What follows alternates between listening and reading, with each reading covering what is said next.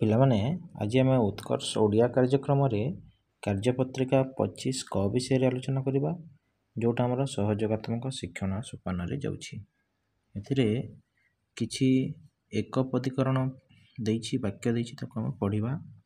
ସେ କହୁଛି, କୂଳ ବୁଡ଼ାଏ ଯେ କୂଳ ବୁଡ଼ା, ଜଳରେ ଚରେ ଯେ ଜଳଚର, ନୀଳ ଅଟେ କଇଁ ନୀଳ କଇଁ, ଶୋକ ରୂପକ ସାଗର ଶୋକ ସାଗର, ସୁନା ତିଆରି ମୁଦି ସୁନା ମୁଦି, ହରି ଓ ହର ହରିହର, ତିନି ଫଳର ସମାହାର ତ୍ରିଫଳା, ପରିବାର ସହିତ ଅଛନ୍ତି ଯେ ସପରିବାର, ଥରକୁ ଥର ପ୍ରତିଥର, ଜୀବନକୁ ବ୍ୟାପୀ ଆଜୀବନ।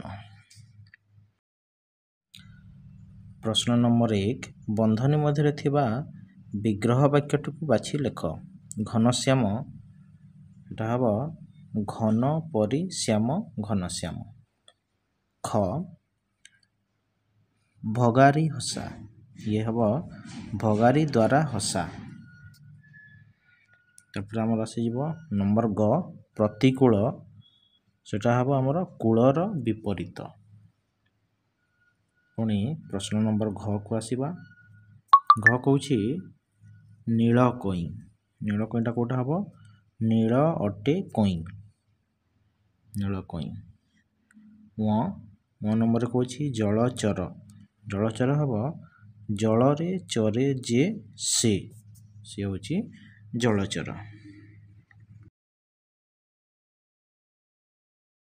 ଆସିଯିବା ପ୍ରଶ୍ନ ନମ୍ବର 2 କୁ। ନିମ୍ନଲିଖିତ ପଦକୁ ଗୋଟିଏ ପଦ କର।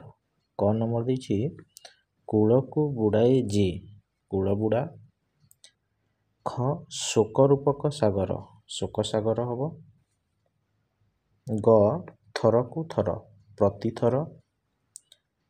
ଘ, ଜୀବନକୁ ବ୍ୟାପୀ ଆଜୀବନ ବା ଜୀବନ ବ୍ୟାପୀ ଉଭୟ ଶବ୍ଦ ହେବ।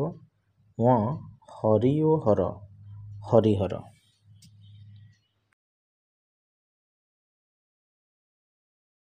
ତାପରେ ଆସିବା ପ୍ରଶ୍ନ ନମ୍ବର 3।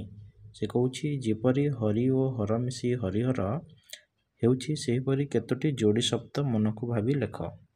ଆମେ ଲେଖିପାରିବା ବାଟେ ଘାଟେ, ଲେଖାପଢ଼ା।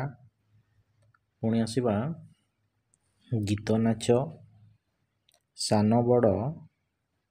ପରବର୍ତ୍ତୀ ଶବ୍ଦ ଆମେ ଲେଖିପାରିବା ଘର ଦ୍ୱାର, ଏବଂ ଶେଷରେ ଆମେ ଲେଖିବା ଏପଟ ସେପଟ।